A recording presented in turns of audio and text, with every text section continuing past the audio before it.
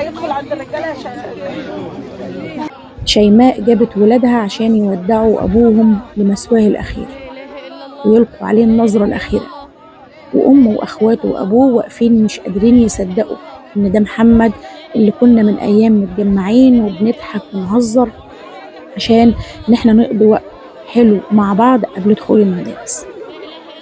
محمد اللبان ابن محافظة الإسماعيلية من أيام راح هو وعيلته وأخدوا ولاده قبل دخول المدارس عشان يقضي معاهم وقت حلو ورحلة سعيدة ويتجمعوا في رأس سدر في الأكوا بارك.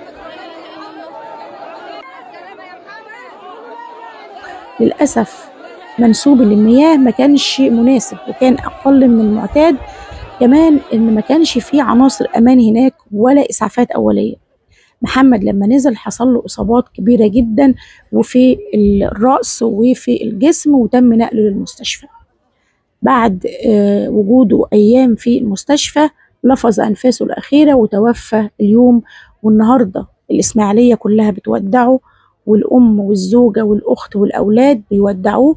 محمد ما كانش يعرف إن رحلته مع أسرته هتكون الرحلة الأخيرة وإن هيلبس الكفن الأبيض.